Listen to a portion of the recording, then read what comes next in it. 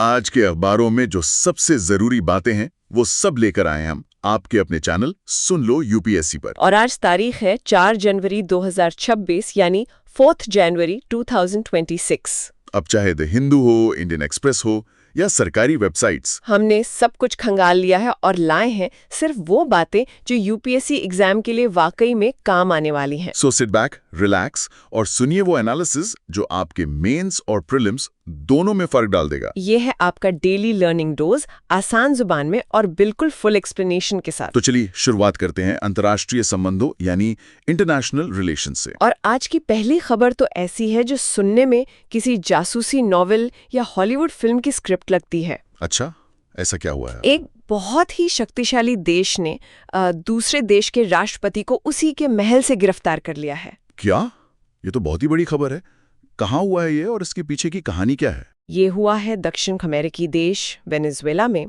अमेरिकी special forces ने Venezuela के राष्ट्रपति निकोलस मदुरो को उनके ही राष्ट्रपति भवन से गिरफ्तार कर लिया है। निकोलस मदुरो को उन्हीं के घर से? जी हाँ, और ये कोई छोटी मोटी घटना नहीं है। ये एक भूकंप लाने वाली घटना है जिसने अंतर्राष्ट्रीय कानून और सॉवरेनिटी यानी संप्रभुता के सिद्धांतों पर बहुत बड़ा सवाल खड़ा कर दिया है। वाकई ये तो किसी भी देश के लिए एक बहुत बहुत बड़ा झटका है। इस पूरे ऑपरेशन के बारे में कुछ और विस्तार से बताइए। इसे कोई नाम दिया गया है? हाँ, इस ऑपरेशन को नाम दिया गया है ऑपरेशन एब्सोल्यूट रिजॉल्व। मतलब operation absolute resolve. Absolute resolve? जी, ये नाम ही अपने आप में बहुत कुछ कहता है। एब्सोल्यूट रिजॉल्व का मतलब है पूर्ण संकल्प। ये नाम अमेरिकी विदेश नीति के उस दृढ़ और कह सकते हैं आक्रामक रुख को दिखाता है जहां वो अपने लक्ष्यों को हासिल करने के लिए किसी भी हद तक जा सकते हैं। और ये ऑपरेशन कब और कैसे किया गया? ये घटना है 3 जनवरी 2026, 3 जनवरी 2026 की सुबह की। ओके।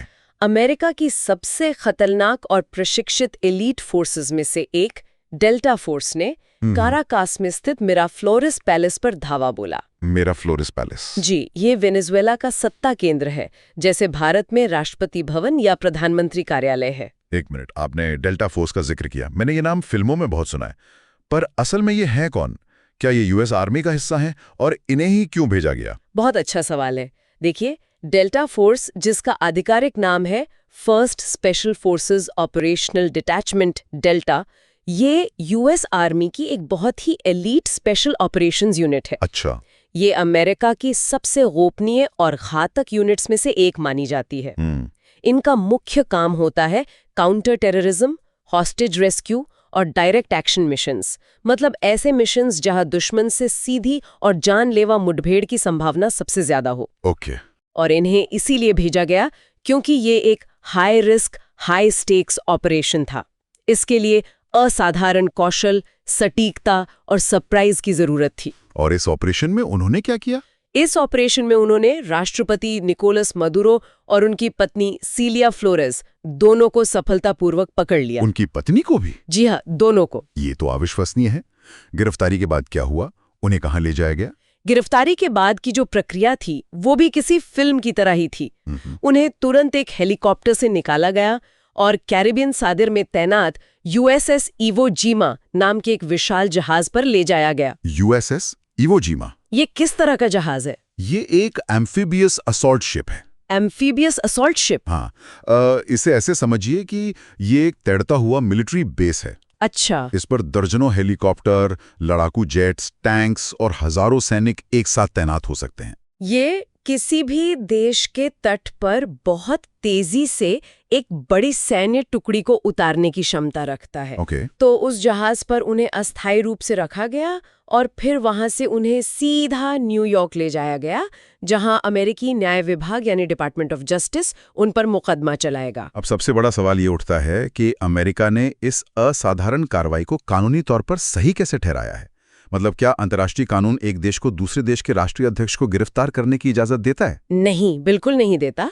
अंतर्राष्ट्रीय कानून के हिसाब से तो ये वेस्टफेलियन सॉवरेनिटी यानी हर देश अपने आंतरिक मामलों में संप्रभु है के सिद्धांत का सीधा सीधा उल्लंघन है। तो फिर अमेरिका का आधार क्या है? अमेरिका ने अपनी घरेलू कानूनी प्रणाली का इस्तेमाल किया है, न्यूयॉर्क के दक्षिणी जिले के डिपार्टमेंट ऑफ जस्टिस ने एक सुपरसीडिंग इंडाइटमेंट जारी किया था। एक मिनट, ये सुपरसीडिंग इंडाइटमेंट क्या होता है? इसे जरा आसान भाषा में समझाइए। बिल्कुल, देखिए, इंडाइटमेंट का मतलब होता है आरोप पत्र, जो किसी अपराध के लिए ग्रैंड ड्यूरी द्वारा जारी किया जाता है। ठीक है। सुपरसीडिंग इंडाइटमेंट एक संशोधित या अपडेटेड आरोप पत्र होता है। अच्छा, अपडेटेड। जी, ऐसा तब जारी किया जाता है जब जांच के दौरान कोई नया सबूत मिलता है या कोई नया गवाह सामने आता है या फिर पुराने आरोपों में कुछ बदलाव करना होता है। इस केस में अमेरिका ने पहले से मौजूद आरोपों को और पुख्ता करके ये नया आरोप पत्र जारी किया और इसी ने इस सैन्य कार्रवाई का आधार तैयार किया। तो माधुरों पर आरोप क्या लगाए गए हैं? इतने गंभीर कि एक देश ने दूसरे देश पर हमला कर दिया। आरोप बहुत ही गंभीर हैं। अमेरिका की अटॉर्नी जनरल पैमेला बोंडी ने 3 बड़े आरोप लगाए हैं। पहला है नार्को टेररिज्म कंस्पिरेसी, यानी नशीले पदार्थों के व्यापार से आतंकवाद फैलाना। Narco terrorism? जी, और ये टर्म यूपीएससी जीएस पेपर 3 में इंटरनल सिक्योरिटी के दृष्टिकोण से बहुत महत्वपूर्ण है। बिल्कुल। इसका मतलब है कि ड्रग्स की तस्करी से जो पैसा कमाया जा रहा है उसका इस्तेमाल आतंकवादी गतिविधियों को फंड करने और पूरे क्षेत्र में अस्थिरता फैलाने के लिए किया जा रहा था। और बाकी 2 आरोप क्या हैं? दूसरा आरोप है कोकेन इंपोर्टेशन कंस्पिरेसी, मतलब अमेरिका में बड़े पैमाने पर कोकीन के आयात की साजिश रचना। ओके। और तीसरा आरोप है possession of machine guns and destructive devices, यानी मशीन गन और विनाशकारी हथियारों का अवैध कब्जा रखना, जिनका इस्तेमाल ड्रग्स के इस धंधे को बचाने के लिए किया जाता था। तो अमेरिका का ये दावा है कि मादुरो का पूरा शासन ही एक आपराधिक संगठन की तरह काम कर रहा था। जी हाँ, बिल्कुल।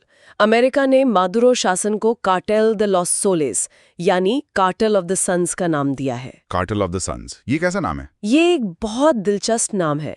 ये कार्टेल असल में वेनेजुएला के भ्रष्ट मिलिट्री जनरल्स और उच्च अधिकारियों का एक समूह था जो दशकों से ड्रग्स तस्करी को संरक्षण देता आ रहा था। अच्छा। और इसे सन्स यानी सूरज इसलिए कहा जाता है क्योंकि वेनेजुएला के जनरलों की यूनिफॉर्म के शोल्डर पर सूरज का एक सुनहरा निशान, सन इंसिग्निया होता है। वाह, मतलब नाम के पीछे भी एक कहानी है। लेकिन एक सवाल मेरे मन में आ रहा है, अगर हम एक पल के लिए मान लें कि अमेरिका के आरोप सही हैं और मादुरो वाकई एक नार्को टेररिस्ट थे, तो क्या अंतर्राष्ट्रीय समुदाय की कोई जिम्मेदारी नहीं बनती? क्या संप्रभुता की आड़ में ऐसे शासकों को सब कुछ करने की छूट दी जा सकती है? ये एक बहुत ही जटिल नैतिक और कानूनी सवाल है और यही इस पूरी घटना का सार है। एक तरफ रिस्पॉन्सिबिलिटी टू प्रोटेक्ट या R2P जैसा सिद्धांत है जो कहता है कि अगर कोई सरकार अपने ही नागरिकों पर अत्याचार कर रही है तो अंतर्राष्ट्रीय समुदाय हस्तक्षेप कर सकता है। सही। लेकिन दूसरी तरफ इस सिद्धांत का दुरुपयोग भी हो सकता है, जहां शक्तिशाली देश शासन परिवर्तन यानी रिजीम चेंज के लिए इसे एक बहाने के तौर पर इस्तेमाल कर सकते हैं। और वेनेजुएला के मामले में अमेरिका के असली इरादों पर भी सवाल उठाए जा रहे हैं। बिल्कुल। अगर हम पर्दे के पीछे देखें तो अमेरिका का असली मकसद साफ हो जाता है। वो क्या है? खुद तत्कालीन अमेरिकी राष्ट्रपति डोनाल्ड ट्रंप ने एक बयान में साफ-साफ कहा था, We're going to run the country and get the oil flowing. हम उस देश को चलाएंगे और तेल का प्रवाह शुरू करेंगे। जी, ये तो सीधी-सीधी घोषणा है। ये किसी भी संप्रभु देश पर सीधे-सीधे प्रशासनिक नियंत्रण करने और उसके प्राकृतिक संसाधनों पर कब्जा करने की घोषणा है। इससे ज्यादा साफ और क्या हो सकता है? और क्या उनके प्रशासन के दूसरे लोगों ने भी ऐसी बातें कही? जी हाँ, उनकी डिफेंस सेक्रेटरी पीट हेग्सेथ ने इसे और भी स्पष्ट करते हुए कहा कि इस ऑपरेशन से अमेरिका को एडिशनल वेल्थ एंड रिसोर्सेज यानी अतिरिक्त धन और संसाधनों तक पहुंच सुनिश्चित होगी। तो ये साफ है कि ये सिर्फ कानून लागू करने का मामला नहीं है, बल्कि एक आर्थिक और भू राजनीतिक लक्ष्य भी है। एकदम। और वो सबसे बड़ा संसाधन है तेल। वेनेजुएला के तेल भंडार के बारे में बताइए, वो कितना बड़ा है? वेनेजुएला के पास दुनिया का सबसे बड़ा प्रमाणित तेल भंडार है, world's largest proven oil reserves. ये सऊदी अरब से भी ज्यादा है। सऊदी अरब से भी ज्यादा? जी। ये भंडार खास तौर पर देश की ओरिनोको बेल्ट में केंद्रित है और यहाँ का जो तेल है वो है हेवी सौर क्रूड कहलाता है। हेवी सौर क्रूड, इसका क्या मतलब है और ये भारत के लिए क्यों महत्वपूर्ण है? देखिए, हेवी का मतलब है कि ये तेल बहुत गाढ़ा और भारी होता है और सौर का मतलब है कि इसमें सल्फर की मात्रा ज्यादा होती है। ओके। इसे रिफाइन करके पेट्रोल डीजल बनाना सामान्य तेल की तुलना में ज्यादा मुश्किल और महंगा होता है। तो फिर ये हमारे लिए फायदेमंद कैसे हुआ? फायदेमंद इसलिए है क्योंकि यूएस गल्फ कोस्ट और भारत की कुछ सबसे आधुनिक रिफाइनरीज जैसे रिलायंस की जामनगर रिफाइनरी और नायरा एनर्जी की वाडिनार रिफाइनरी खास तौर पर इसी तरह के मुश्किल तेल को प्रोसेस करने के लिए डिजाइन की गई हैं। अच्छा, मतलब हमारी रिफाइनरीज इसके लिए स्पेशलाइज्ड हैं। बिल्कुल, इसलिए वेनेजुएला का तेल इन रिफाइनरीज के लिए बहुत उपयुक्त और सस्ता पड़ता है। तो मतलब भारत के लिए भी इस घटना के बड़े आर्थिक मायने हैं। लेकिन इससे पहले भारत की कूटनीतिक प्रतिक्रिया क्या रही है? ये तो भारत के लिए एक बहुत ही मुश्किल स्थिति होगी। आपने बिल्कुल सही कहा। इस पूरी घटना ने भारत को एक बड़ी डिप्लोमैटिक डिलेमा यानी कूटनीतिक दुविधा में डाल दिया है। भारत की विदेश नीति का आधार हमेशा से Westphalian principle of non interference रहा है, जिसका मतलब है दूसरे देशों के आंतरिक मामलों में हस्तक्षेप न करना। जी, हमारे पंचशील सिद्धांत भी इसी हस्तक्षेप की नीति पर जोर देते हैं। तो मतलब भारत के लिए ये एक तरफ कुआं और दूसरी तरफ खाई वाली स्थिति हो गई है। एकदम। इस दुविधा के दो पहलू हैं। अगर भारत इस अमेरिकी कार्रवाई की खुलकर निंदा करता है तो अमेरिका जैसे एक प्रमुख स्ट्रेटेजिक पार्टनर यानी रणनीतिक साझेदार के साथ रिश्ते खराब होने का खतरा है, खासकर जब व्यापार वार्ता चल रही हो। बिल्कुल। और अगर भारत इस पर चुप रहता है तो ग्लोबल साउथ यानी दुनिया के विकासशील देशों के बीच भारत की छवि खराब हो सकती है। उसे एक मूक भागीदार के रूप में देखा जाएगा। जी, उसे अंतर्राष्ट्रीय कानून के उल्लंघन पर एक मूक भागीदार के रूप में देखा जाएगा, जिससे गुटनिरपेक्ष आंदोलन नॉन अलाइंड मूवमेंट के नेता के रूप में उसकी साख कमजोर होगी। तो हमारे विदेश मंत्रालय यानी मिनिस्ट्री ऑफ एक्सटर्नल अफेयर्स ने इस पर क्या कदम उठाया है? MEA ने एक बहुत ही संतुलित और सतर्क वेट एंड वॉच का दृष्टिकोण अपनाया है। मतलब इंतजार करो और देखो। हाँ, उन्होंने इस कार्रवाई पर कोई भी राजनीतिक टिप्पणी करने से परहेज किया है।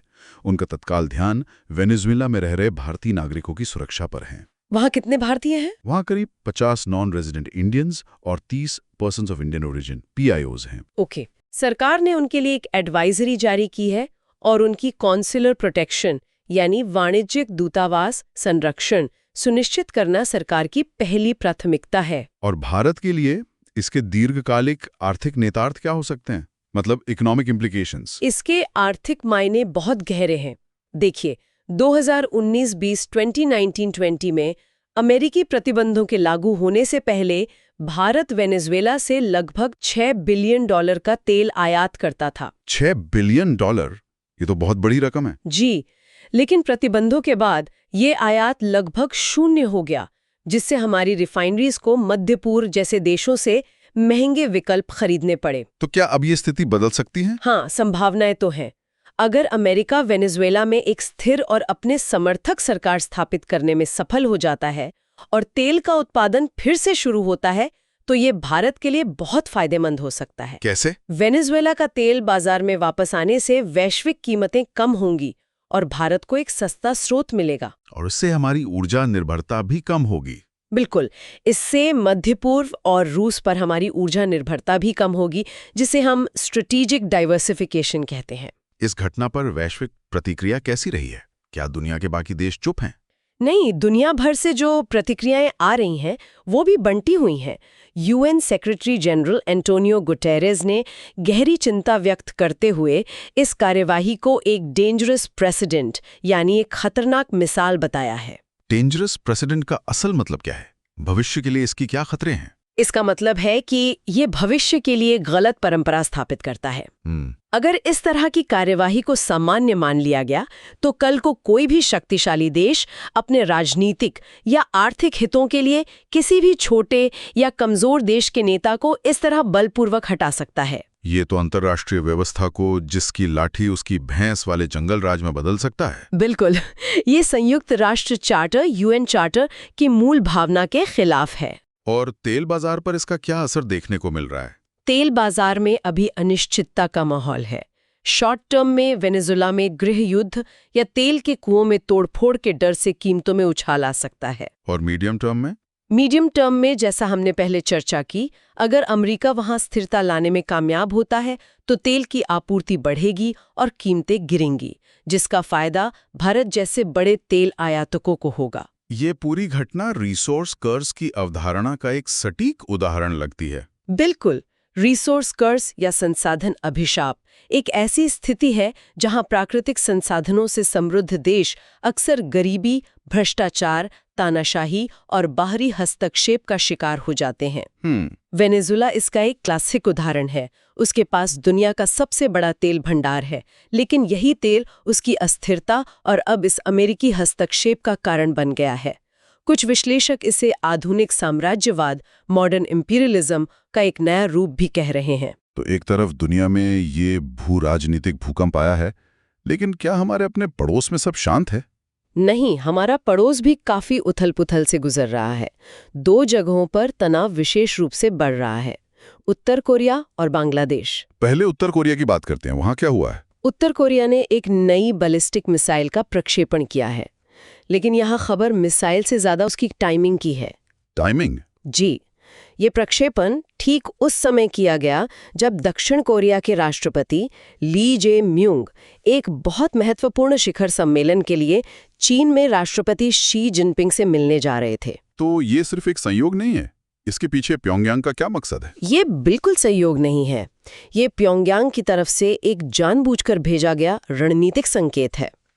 उत्तर कोरिया अपनी वर्कर्स पार्टी कांग्रेस से ठीक पहले अपनी सैन्य शक्ति, खास तौर पर अपने टैक्टिकल गाइडेड वेपन्स का प्रदर्शन कर रहा है। तो वो संदेश किसे दे रहा है, दक्षिण कोरिया को या चीन को? नो को।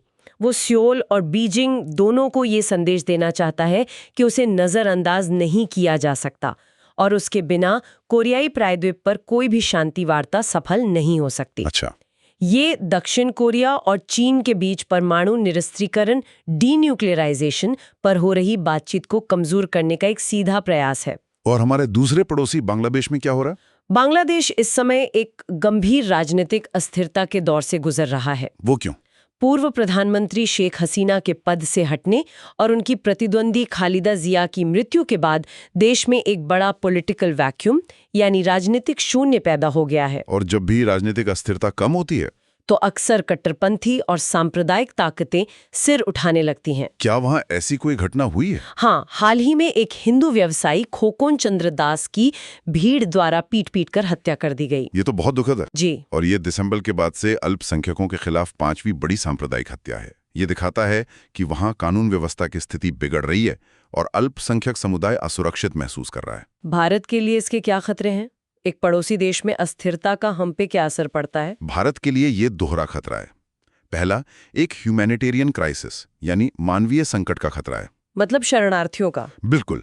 अगर बांग्लादेश में अल्पसंख्यकों के खिलाफ हिंसा बढ़ती है तो वहां से बड़ी संख्या में शरणार्थी भारत आ सकते हैं, जैसा पहले भी हो चुका है। और दूसरा खतरा? दूसरा और ज्यादा गंभीर, एक सिक्योरिटी रिस्क यानी सुरक्षा जोखिम है। भारत और बांग्लादेश के बीच एक लंबी और पोरस बॉर्डर यानी असुरक्षित सीमा है।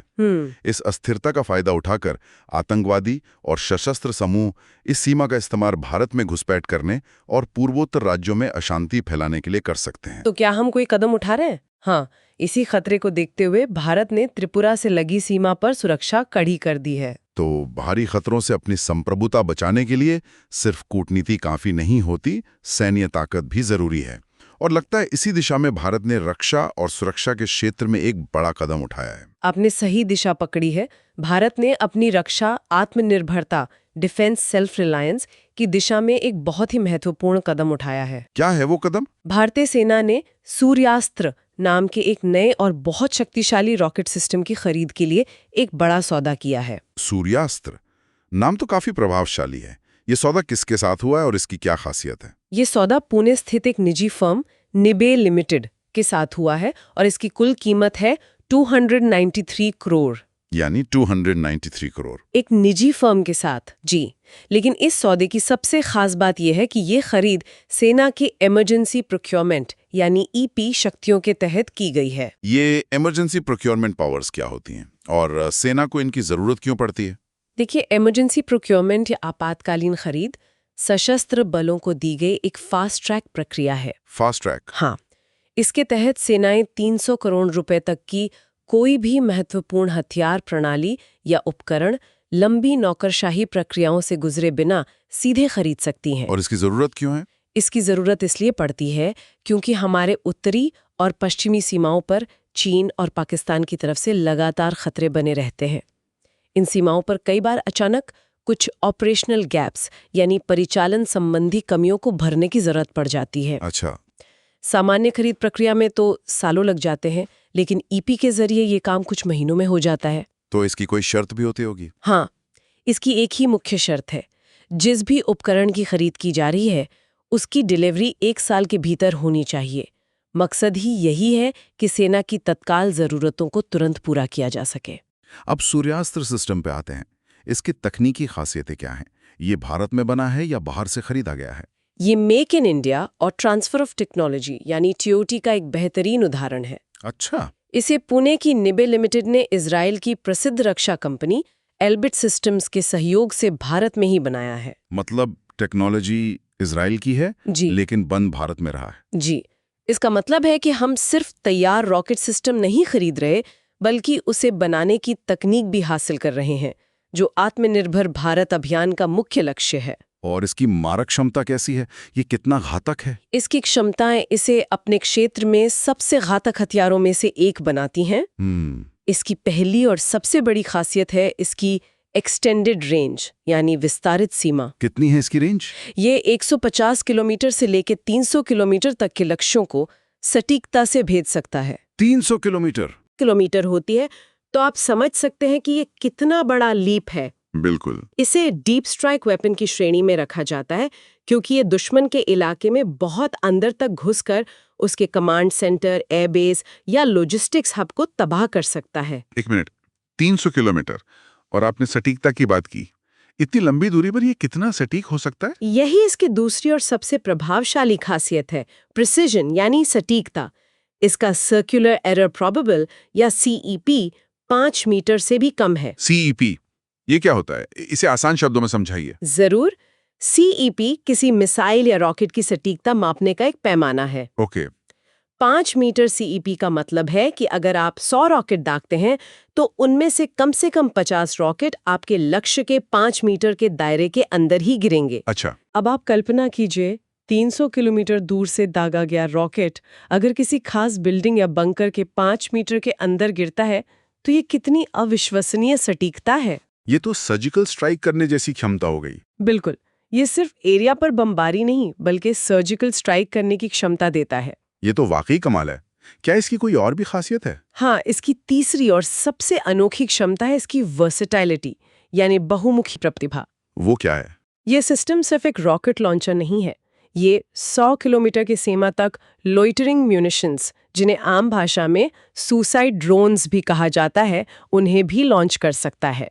मतलब एक ही सिस्टम से रॉकेट भी और ड्रोन भी। इसका सामरिक महत्व क्या है? इसका सामरिक महत्व बहुत ज्यादा है।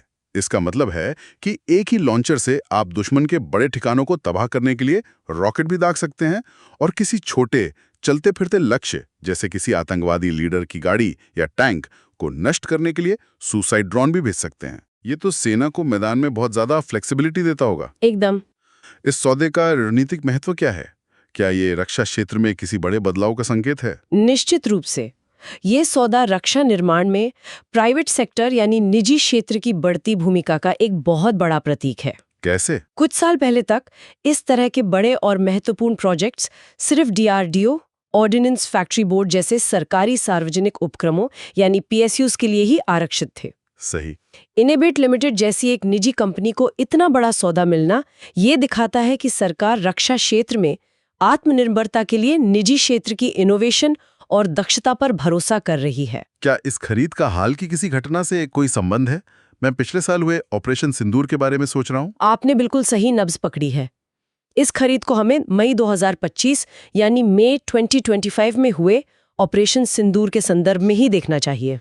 वो क्या था, एक बार याद दिलाइए। वो ऑपरेशन पहलगाम में हुए एक बड़े आतंकी हमले के जवाब में पाकिस्तान के कब्जे वाले कश्मीर और पाकिस्तान के अंदर आतंकी ठिकानों पर सटीक हवाई और मिसाइल हमलों के लिए शुरू किया गया था। और हाल ही में पाकिस्तान की तरफ से इस पे कोई प्रतिक्रिया भी आई थी, है ना? हाँ, और यही बात सूर्यास्त्र जैसे सिस्टम की जरूरत को और पुख्ता करती है। वो क्या है? हाल ही में पाकिस्तान के उप प्रधानमंत्री इशाक डार ने अंतर्राष्ट्रीय मंच पर यह कबूल किया है कि मई 2025 में हुए भारतीय हमलों ने रावलपिंडी में स्थित उनके नूर खान एयरबेस को काफी नुकसान पहुंचाया था। ये तो एक बहुत बड़ा कबूलनामा है। जी हाँ, ये पहली बार है जब पाकिस्तान ने इतने उच्च स्तर पर भारतीय हमले की सफलता को स्वीकार किया है। तो इसका मतलब ये है कि सूर्यास्त्र जैसे सिस्टम की जरूरत अब और भी बढ़ गई है। एकदम।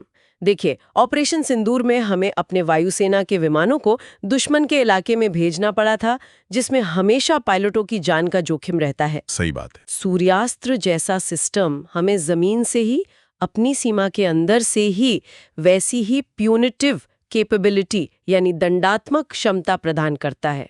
हम 300 किलोमीटर दूर दुश्मन के ठिकानों को तबाह कर सकते हैं बिना अपने किसी सैनिक या पायलट को खतरे में डाले। ये हमारी डिटरेंस कैपेबिलिटी को कई गुना बढ़ा देता है। बिल्कुल। तो एक तरफ हम सैन्य रूप से खुद को मजबूत कर रहे हैं, लेकिन भारत का विचार, द आइडिया ऑफ इंडिया, उसकी सेहत कैसी है? लगता है इस पर देश के अंदर ही एक बड़ी बहस छिड़ी हुई है। हाँ, 4 जनवरी 2026 के संपादकीय पन्ने यानी एडिटोरियल पेजेस इसी बहस से भरे हुए हैं। भारत की वर्तमान स्थिति और भविष्य की दिशा को लेकर दो बिल्कुल विपरीत दृष्टिकोण सामने आए हैं। एक तरफ भारत के वैश्विक नेतृत्व की एक आशावादी तस्वीर है, तो दूसरी तरफ देश की आंतरिक कमजोरियों को लेकर एक गंभीर चेतावनी। चलिए पहले आशावादी दृष्टिकोण की बात करते हैं। ये क्या कहता है? ये आशावादी दृष्टिकोण, द ऑप्टिमिस्ट्स व्यू, राम माधव ने द इंडियन एक्सप्रेस में अपने लेख में प्रस्तुत किया है। ओके। उनका कहना है कि वर्ष 2026 भारत के लिए अपनी डेमोक्रेटिक क्रेडेंशियल्स यानी लोकतांत्रिक साख को पूरी दुनिया के सामने साबित करने के 2 सुनहरे अवसर लेकर आया है। वो 2 अवसर कौन कौन से? पहला अवसर है इंटरनेशनल आइडिया की अध्यक्षता। International idea? जी, इसका पूरा नाम है international institute for democracy and electoral assistance. ये स्टॉकहोम में स्थित एक बहुत ही प्रतिष्ठित अंतर्राष्ट्रीय संस्था है जो दुनिया भर में लोकतंत्र और चुनावी प्रक्रियाओं को मजबूत करने का काम करती है। अच्छा। भारत 1995 में इसके संस्थापक सदस्यों में से एक था, लेकिन हमें इसकी अध्यक्षता करने का मौका 30 साल बाद अब जाकर मिला है। तो इसकी अध्यक्षता करना भारत के लिए इतना महत्वपूर्ण क्यों है? राम माधव का तर्क है कि ये उन अंतर्राष्ट्रीय रिपोर्ट्स और सूचकांकों का मुकाबला करने का एक शानदार मंच है जो भारत की डेमोक्रेसी रेटिंग्स को लगातार कम कर रहे हैं, जैसे वीडेम इंस्टीट्यूट और फ्रीडम हाउस की रिपोर्ट्स। वो उन्हें पॉलिटिकली मोटिवेटेड प्रोपेगेंडा कहते हैं। बिल्कुल। इस मंच का उपयोग करके भारत दुनिया को अपने चुनावों का विशाल पैमाना, उसकी जटिलता और election commission of India (ECI) द्वारा किए जाने वाले बेहतरीन प्रबंधन का प्रदर्शन कर सकता है। ये एक दिलचस्प तर्क है। और दूसरा अवसर क्या है? दूसरा अवसर है ब्रिक्स पास समूह का नेतृत्व। ब्रिक्स समूह अब काफी बड़ा हो गया है। इसमें अब मिस्र, इथियोपिया, ईरान और UAE जैसे नए देश भी शामिल हो गए हैं। हाँ। यहाँ भारत के सामने चुनौती ये है कि इस समूह को चीन और रूस के प्रभाव में आकर एक एंटी वेस्टर्न यानी पश्चिमी विरोधी गठबंधन बनने से रोका जाए। तो भारत की भूमिका क्या होनी चाहिए? राम माधव के अनुसार भारत को ब्रिक्स को एक नॉन वेस्टर्न यानी गैर पश्चिमी विकासात्मक मंच बनाए रखना चाहिए जो प्लूरलिज्म यानी बहुलवाद और ग्लोबल साउथ के हितों को प्राथमिकता दे।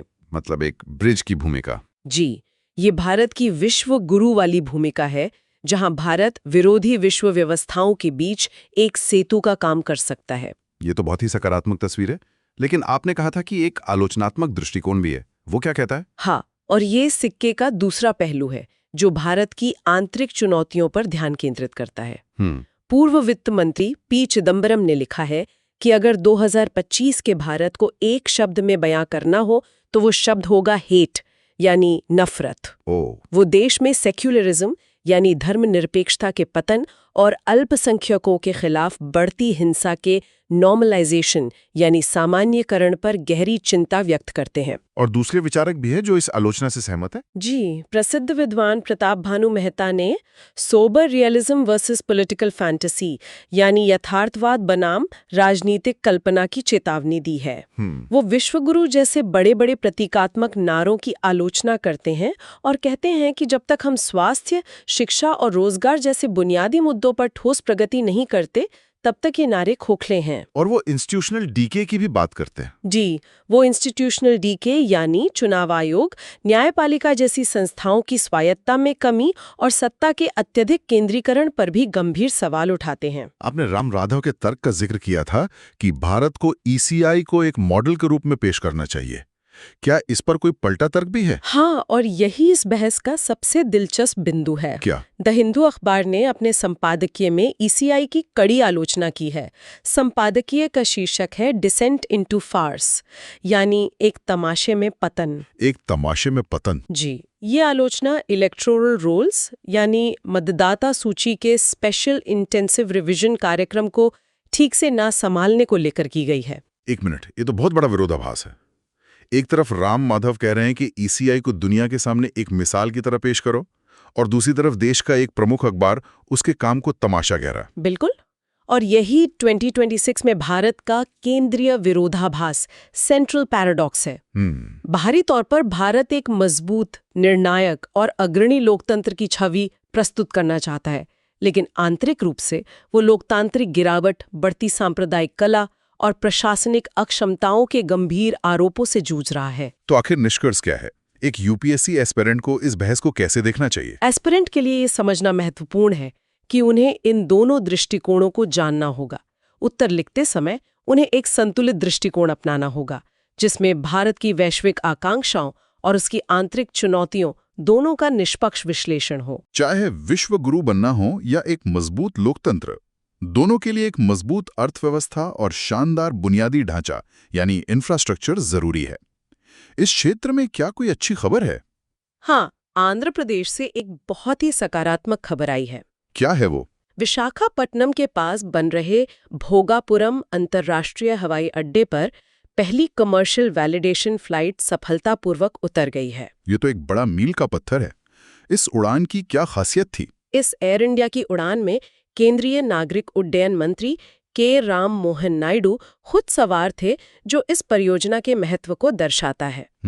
ये प्रोजेक्ट जीएमआर ग्रुप द्वारा पब्लिक प्राइवेट पार्टनरशिप यानी पीपीपी मॉडल पर बनाया जा रहा है, और ये एक ग्रीनफील्ड एयरपोर्ट है। आपने दो महत्वपूर्ण शब्दों का इस्तेमाल किया, पीपीपी मॉडल और ग्रीनफील्ड एयरपोर्ट। कृपया इन्हें समझाइए। जरूर। पीपीपी यानी पब्लिक प्राइवेट पार्टनरशिप एक ऐसा मॉडल है जिसमें सरकार और निजी कंपनी मिलकर किसी प्रोजेक्ट पर काम करते हैं। सरकार जमीन जैसी सुविधाएं देती है और निजी कंपनी अपनी विशेषज्ञता और पैसा लगाकर प्रोजेक्ट को बनाती और चलाती है। और ग्रीनफील्ड एयरपोर्ट? ग्रीनफील्ड और ब्राउनफील्ड में अंतर समझने के लिए एक आसान सा उदाहरण लेते हैं। बताइए। ग्रीनफील्ड एयरपोर्ट एक खाली कैनवस पर नई पेंटिंग बनाने जैसा है, जहां सब कुछ शुरुआत से एक नई जमीन पर बनाया जाता है। अच्छा। जबकि ब्राउनफील्ड एयरपोर्ट एक पुरानी पेंटिंग को सुधारने जैसा है, जहां पहले से मौजूद एयरपोर्ट को ही अपग्रेड या विस्तारित किया जाता है। यह बहुत अच्छा उदाहरण था। तो भोगापुरम एयरपोर्ट का काम कितना पूरा हो चुका है? इसका 95% काम पूरा हो चुका है और उम्मीद है कि जून 2026 तक यह पूर्ण वाणिज्यिक संचालन के लिए तैयार हो जाएगा। इस हवाई अड्डे का इस क्षेत्र पर क्या आर्थिक प्रभाव पड़ेगा? इसका एक बहुत बड़ा इकोनॉमिक मल्टीप्लायर इफेक्ट होगा। इसे उत्तरी आंध्र प्रदेश क्षेत्र के लिए एक इकोनॉमिक इंजन, एक आर्थिक इंजन के रूप में डिजाइन किया गया है। यहाँ सिर्फ यात्री टर्मिनल ही नहीं, बल्कि एक अत्याधुनिक मेंटेनेंस, रिपेयर एंड ओवरहॉल यानी एमआरओ सुविधा भी होगी। एमआरओ हब, ये क्या होता है और ये भारत के लिए क्यों महत्वपूर्ण है? एमआरओ का मतलब है विमानों का रखरखाव, मरम्मत और ओवरहॉल।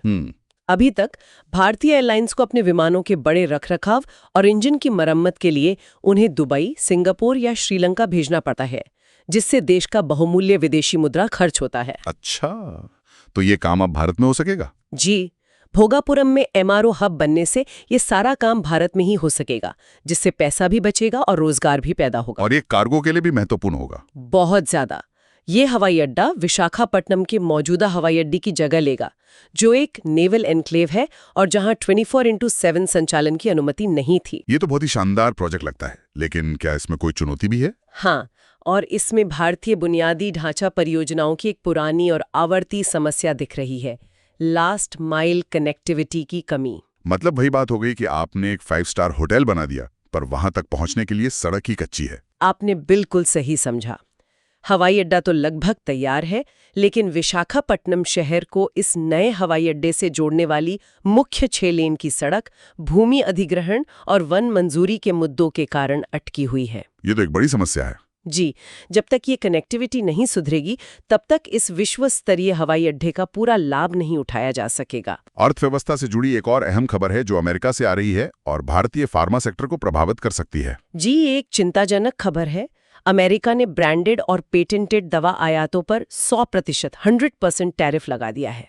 100% टैरिफ? जी, ये दुनिया भर में बढ़ते प्रोटेक्शनिज्म यानी संरक्षणवाद का एक खतरनाक संकेत है, जहां देश अपनी अर्थव्यवस्था को बचाने के लिए दूसरे देशों से आने वाले सामान पर भारी टैक्स लगा रहे हैं। इसका भारत पर तत्काल क्या प्रभाव पड़ेगा? हमारा फार्मा सेक्टर तो अमेरिका को बहुत निर्यात करता है। फिलहाल एक राहत की बात है। वो क्या? भारत से निर्यात होने वाली ज्यादातर दवाएं जेनेरिक दवाएं हैं, जो अमेरिकी जेनेरिक बाजार का लगभग 40% हिस्सा है।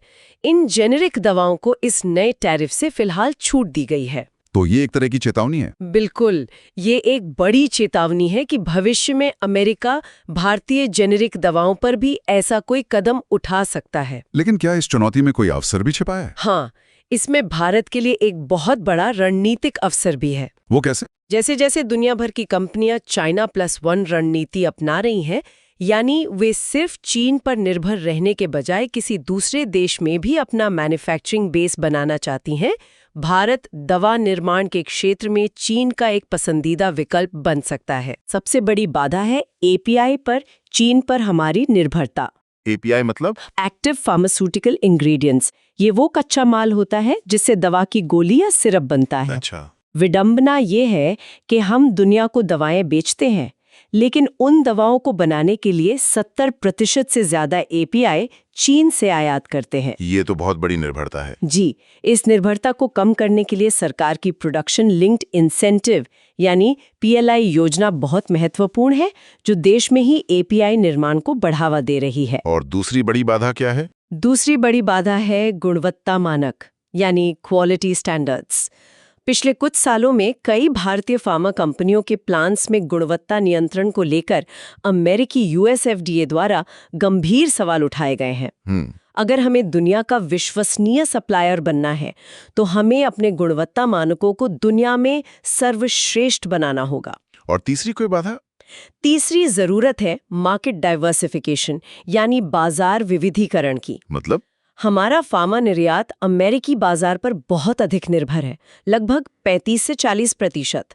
हमें इस निर्भरता को कम करना होगा और अफ्रीका, लैटिन अमेरिका और CIS देशों जैसे नए और उच्च विकास वाले बाजारों पर ध्यान केंद्रित करना होगा। ये अब एक रणनीतिक आवश्यकता बन गया है। एकदम। एक देश की असली ताकत सिर्फ उसकी सेना या अर्थव्यवस्था से नहीं, बल्कि उसकी संस्कृति और विरासत से भी होती है।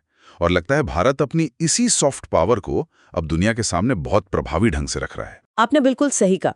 प्रधानमंत्री नरेंद्र मोदी ने नई दिल्ली के राय पिथौरा सांस्कृतिक परिसर में एक बहुत ही भव्य प्रदर्शनी का उद्घाटन किया है, जिसका नाम है the light and the lotus, relics of the awakened one.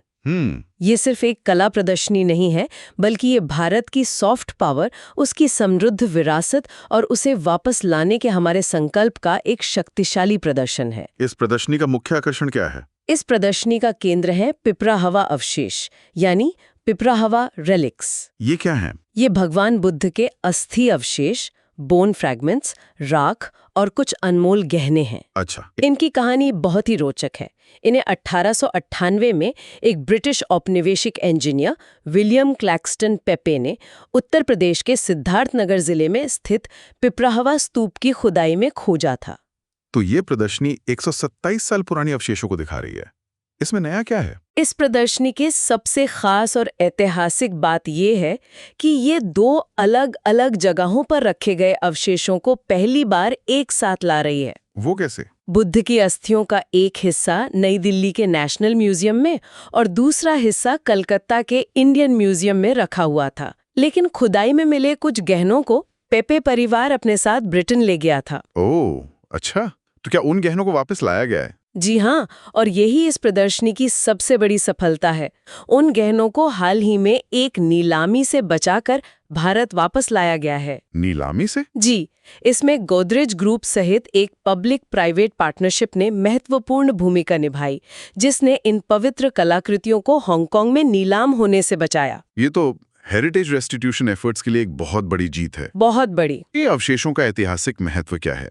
ये सिर्फ श्रद्धा का विषय है या इसका कोई पुरातात्विक महत्व भी है? इसका पुरातात्विक महत्व, आर्कियोलॉजिकल सिग्निफिकेंस बहुत गहरा है। बताइए। पिपरावा को खुदाई में एक साबुन के पत्थर से बना ताबूत मिला था, जिस पर प्राचीन ब्राह्मी लिपि में कुछ लिखा हुआ था।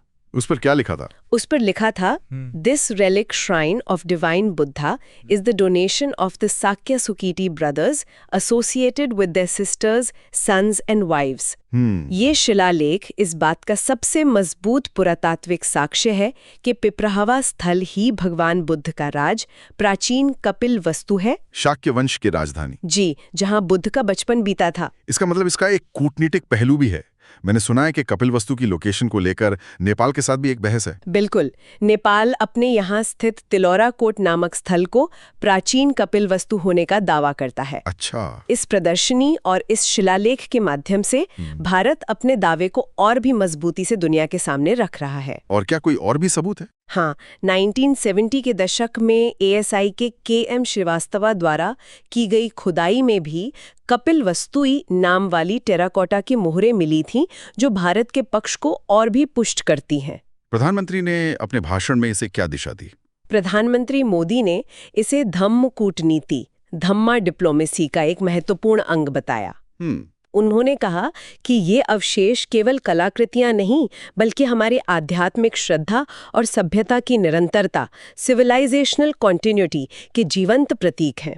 और 127 वर्षों बाद इनकी वापसी, उसे उन्होंने राष्ट्रीय गौरव की बहाली, रेस्टोरेशन ऑफ नेशनल प्राइड के रूप में प्रस्तुत किया। संस्कृति और विरासत के साथ साथ सामाजिक न्याय भी एक महत्वपूर्ण विषय है।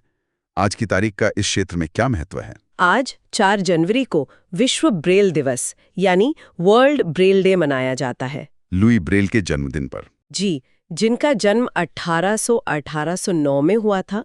उन्होंने ही दृष्टिबाधित व्यक्तियों के लिए लिखने और पढ़ने की क्रांतिकारी प्रणाली का आविष्कार किया था। इस वर्ष 2026 की थीम क्या है? इस वर्ष की थीम है इंक्लूजन एंड डिजिटल एक्सेसिबिलिटी, यानी समावेश और डिजिटल सुगमता। इसका क्या मतलब है? इसका मतलब है कि हमें ये सुनिश्चित करना है कि डिजिटल दुनिया जैसे वेबसाइट्स, ऐप्स और ऑनलाइन सामग्री दृष्टिबाधित व्यक्तियों के लिए भी उतनी ही सुलभ हो जितनी बाकियों के लिए है। भारत में इस दिशा में क्या पहल की गई हैं? भारत में इसके लिए नोडल मंत्रालय है ministry of social justice and empowerment. Bharat ने इस दिशा में कुछ बहुत अच्छे कदम उठाए हैं।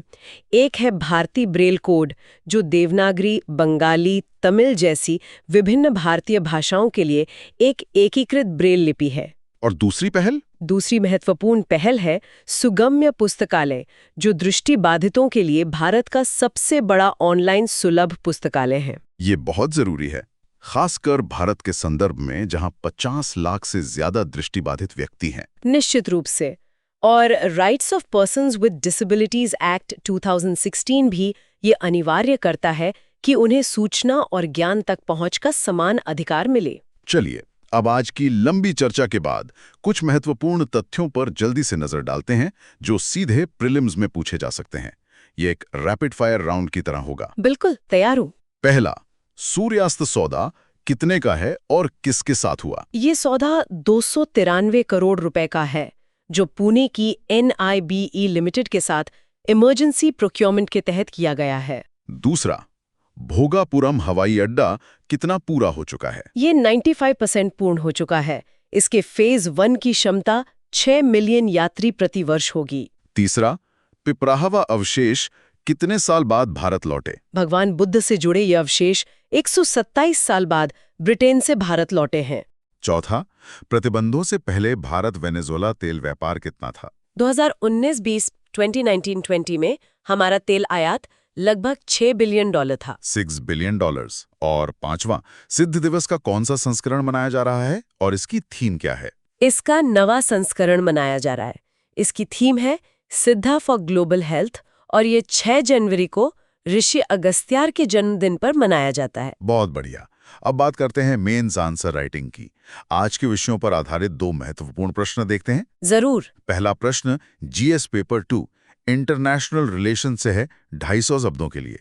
प्रश्न है, एक तरफा सैन्य अभियान के माध्यम से किसी राष्ट्राध्यक्ष को पकड़ना संप्रभुता की वेस्टफेलियन धारणा को चुनौती देता है। वेनेजुएला में हालिया अमेरिकी अभियान का अंतर्राष्ट्रीय कानून के संदर्भ में विश्लेषण करें और ग्लोबल साउथ, विशेष रूप से भारत के लिए इससे उत्पन्न होने वाली कूटनीतिक दुविधाओं पर चर्चा करें। ये एक बहुत ही विश्लेषणात्मक प्रश्न है। तो एक एस्पिरेंट को इसका उत्तर कैसे लिखना शुरू करना चाहिए? इसकी शुरुआत यानी परिचय बहुत सटीक होना चाहिए। सबसे पहले ऑपरेशन एब्सोल्यूट रिजॉल्व और निकोलस मादुरो की गिरफ्तारी का संदर्भ दें। फिर उत्तर का मुख्य संघर्ष स्थापित करें जो अमेरिका के घरेलू कानून और अंतर्राष्ट्रीय संप्रभुता के सिद्धांत के बीच है। और मुख्य भाग यानी बॉडी में किन-किन पहलुओं को शामिल करना चाहिए? बॉडी को 3 हिस्सों में बांट सकते हैं। पहले इस कार्रवाई से जुड़े कानूनी और नैतिक मुद्दों पर चर्चा करें। बताएं कि कैसे ये बल द्वारा शासन परिवर्तन की एक खतरनाक मिसाल कायम करता है। दूसरा हिस्सा? दूसरे हिस्से में विशेष रूप से भारत की दुविधा पर ध्यान केंद्रित करें। समझाएं कि भारत को अमेरिका के साथ अपने रणनीतिक संबंधों और अहस्तक्षेप के अपने पारंपरिक सिद्धांत के बीच कैसे संतुलन बनाना पड़ रहा है। और तीसरा? तीसरे हिस्से में ऊर्जा के दृष्टिकोण को शामिल करें। वेनेजुएला के तेल से होने वाले संभावित लाभ बनाम प्रतिबंध आधारित भू राजनीति से उत्पन्न अस्थिरता के जोखिम का विश्लेषण करें। और निष्कर्ष कैसा होना चाहिए? निष्कर्ष भविष्योन्मुखी और संतुलित होना चाहिए। इसमें लिखें कि भारत को एक तरफ बहुपक्षवाद और अंतर्राष्ट्रीय कानून पर आधारित व्यवस्था की वकालत करनी चाहिए, वहीं दूसरी तरफ अपने ऊर्जा हितों को सुरक्षित करने के लिए व्यवहारिक कदम भी उठाने होंगे। बहुत बढ़िया। अब दूसरा प्रश्न लेते हैं। जीएस पेपर 3 सिक्योरिटी डिफेंस से 150 शब्दों के लिए। प्रश्न है, सूर्यास्त्र की खरीद भारत के रक्षा निर्माण के बदलते परिदृश्य को उजागर करती है। युद्ध की तैयारी को बढ़ाने में आपातकालीन खरीद शक्तियों, इमरजेंसी प्रोक्योरमेंट पावर्स और निजी क्षेत्र की भागीदारी के महत्व का मूल्यांकन करें। ये एक सीधा और स्पष्ट प्रश्न है। इसका उत्तर कैसे लिखें? परिचय में सीधे सूर्यास्त्र रॉकेट प्रणाली के लिए NIB लिमिटेड के साथ हुए सौदे का उल्लेख करें। और बॉडी में? बॉडी में इसके महत्व को 3 मुख्य बिंदुओं में समझाएं। पहला, गति। बताएं कि कैसे EP शक्तियां नौकरशाही देरी को दरकिनार कर 6-12 महीने में डिलीवरी सुनिश्चित करती हैं। दूसरा, स्वदेशीकरण। ये मेक इन इंडिया की ओर एक महत्वपूर्ण बदलाव है। और तीसरा, क्षमता। इसकी 300 किलोमीटर तक की डीप स्ट्राइक क्षमता कैसे हमारी मौजूदा प्रणालियों की पूरक है। और इसका निष्कर्ष? निष्कर्ष में इस बात पर जोर दें कि जहां EP तत्काल कमियों को दूर करने के लिए एक प्रभावी उपकरण है, वहीं रक्षा में सच्ची आत्मनिर्भरता के लिए दीर्घकालिक R&D में निवेश करना महत्वपूर्ण है। और अब समय है आज की चर्चा पर आधारित एक छोटे से क्विज का। देखिए आपको कितना याद रहा। तैयार हैं? बिल्कुल। पहला सवाल, सूर्यास्त्र हथियार प्रणाली का सबसे अच्छा वर्णन क्या है? A, एक सतह से हवा में मार करने वाली मिसाइल। B, गहरी मारक क्षमता वाला एक रॉकेट लॉन्चर। C, एक एंटी ड्रोन जैमर। या D, एक लॉइटरिंग म्यूनिशन। इसका सही उत्तर है B, गहरी मारक क्षमता वाला एक universal multi calibre rocket launcher. ये 150 से 300 किलोमीटर की रेंज वाला एक रॉकेट सिस्टम है जिसे नीबे लिमिटेड ने बनाया है। बहुत अच्छे। दूसरा सवाल, पिपराहवा अवशेष और प्राचीन शहर कपिलवस्तु से कौन सा राज्य जुड़ा है? A, Bihar. B, Madhya Pradesh. C, Uttar Pradesh. या D, ओडिशा। सही जवाब है C, उत्तर प्रदेश। पिपराहवा पुरातात्विक स्थल उत्तर प्रदेश के सिद्धार्थनगर जिले में स्थित है। तीसरा सवाल, ऑपरेशन एब्सोल्यूट रिजॉल्व किसने शुरू किया था? A, इजराइल ने हमास के खिलाफ। B, रूस ने यूक्रेन में। C, अमेरिका ने वेनेजुएला में। या D, भारत ने पूर्वोत्तर में। इसका सही उत्तर है C, वेनेजुएला में संयुक्त राज्य अमेरिका। ये राष्ट्रपति निकोलस मादुरो को गिरफ्तार करने के लिए अमेरिकी डेल्टा फोर्स का अभियान था। चौथा सवाल, भारत 2026 में किस अंतर्राष्ट्रीय संगठन की अध्यक्षता ग्रहण करेगा? A, अंतर्राष्ट्रीय सौर गठबंधन। B, अंतर्राष्ट्रीय आइडिया। C, FATF। या D, NSG? सही जवाब है बी, अंतर्राष्ट्रीय आइडिया यानी international institute for democracy and electoral assistance. और आज का आखिरी सवाल, भारतीय ब्रेल कोड किससे संबंधित है? ए, रक्षा संचार, बी, भारतीय भाषाओं के लिए ब्रेल लिपि, सी, डिजिटल हस्ताक्षर, या डी, AI कोडिंग? इसका सही उत्तर है बी, भारतीय भाषाओं के लिए एक एकीकृत ब्रेल लिपि। चलिए आज की इस विस्तृत चर्चा को समाप्त करने से पहले मुख्य बातों को एक बार फिर दोहराते हैं जो UPSC के लिए महत्वपूर्ण है। पहला पॉइंट, वेनेजुएला संकट। ये अंतर्राष्ट्रीय कानून में संप्रभुता के सिद्धांत और राष्ट्रीय हित के बीच टकराव का एक केस स्टडी है। भारत के लिए ये स्ट्रैटेजिक ऑटोनॉमी बनाए रखने की चुनौती को दर्शाता है। दूसरा पॉइंट, सूर्यास्त्र प्रणाली। यह रक्षा में आत्मनिर्भरता, निजी क्षेत्र की भूमिका और इमरजेंसी प्रोक्योरमेंट के महत्व को दर्शाता है। ऑपरेशन सिंदूर के साथ इसका लिंक याद रखें। तीसरा पॉइंट, पिपरवा अवशेष। ये भारत की सॉफ्ट पावर और धम्म कूटनीति का एक प्रमुख उदाहरण है जो संस्कृति और विरासत को विदेश नीति के एक उपकरण के रूप में उपयोग करता है। चौथा पॉइंट, आइडिया ऑफ इंडिया बहस। भारत की वैश्विक आकांक्षाओं और उसकी आंतरिक सामाजिक राजनीतिक चुनौतियों के बीच के विरोधाभास को समझना जरूरी है। और पांचवा पॉइंट, भोगापुरम हवाई अड्डा और अमरीकी टैरिफ। ये मुद्दे क्रमशः बुनियादी ढांचे में लास्ट माइल कनेक्टिविटी की समस्या और वैश्विक व्यापार में संरक्षणवाद के उदय को दर्शाते हैं। आज की मेहनत कल की कहानी बदल देगी। अगर ये सेशन अच्छा लगा तो लाइक, शेयर और कमेंट जरूर करो और सब्सक्राइब करो सुनो UPSC को। 299 रुपीस मेंबरशिप ज्वाइन करके एक्सक्लूसिव कंटेंट का एक्सेस लो।